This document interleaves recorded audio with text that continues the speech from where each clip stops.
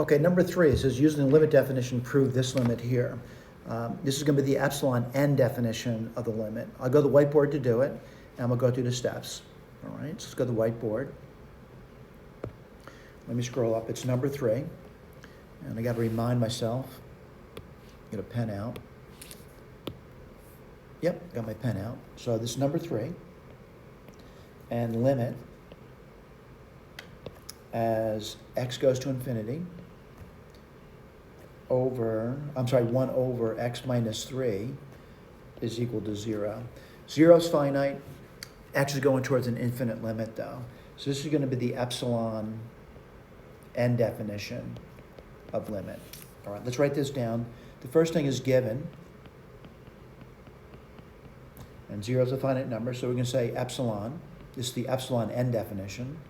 Now here comes a problem over here. It looks basically the same structure, but it's not epsilon delta, it's epsilon n. So now what I have to choose, not a delta, whoops. I have to choose an n. I do not know what the n is, by the way. I have no idea. So I'm going to say last step, all right? This is the last step. All right? What I'm going to do, suppose. Now here's the tough part. X is going towards infinity, so x is definitely a positive number, by the way, all right? So I'm going to say x is some number greater than n, right? And I'm going to go on to say that, at this point, I'm going to revise this letter, by the way, it's greater than 0. Again, we're going into a positive direction. I hope that's pretty obvious. X is greater than n, and certainly n is some positive number at this point, all right? What we need to do now is check. And what are we going to check? That the function, which is 1 over x minus 3, minus the limit, which is 0, all right? And this is going to lead to an epsilon, all right? Now, because I don't know how it's going to lead to an epsilon, but it's going to lead to an epsilon at this point. The first thing I do is got to start manipulating this over here.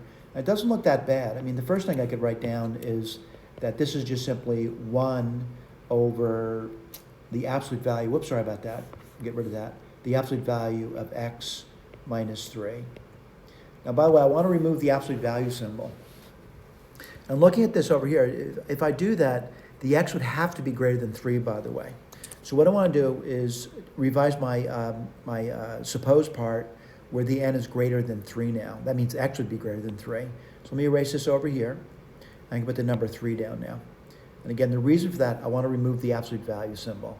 And that's 1 over x minus 3 now.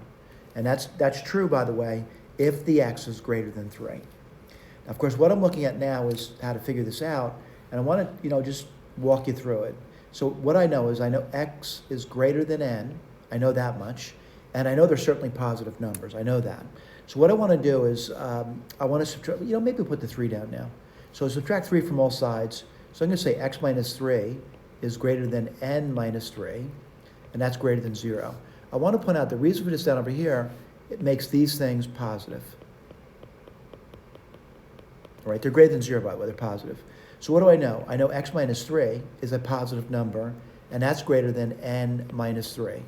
So what do I know about this? The reciprocals. I know that 1 over x minus 3, why am I going back there? I see that here is going to be less than 1 over n minus 3. Let's write that down now. So I'm going to say equals 1 over x minus 3, and it's going to be less than 1 over n minus 3. And what do I want? I want this to lead to epsilon. So then the question is, what would you need to choose for the n? What would you need to choose for the n? Right, I want to write this down for you. So what I want to do, I write this over here. 1 over n minus 3 is equal to epsilon. And I want to figure out what the n is in terms of epsilon. Let's multiply both sides by n minus 3 and divide by epsilon. You would get 1 over epsilon equals n minus 3. And what do I do now? Add 3 to both sides. I get 1 over epsilon plus 3 is equal to n. And now I know what n is, by the way. So let's go back up here. What's the n going to be equal to?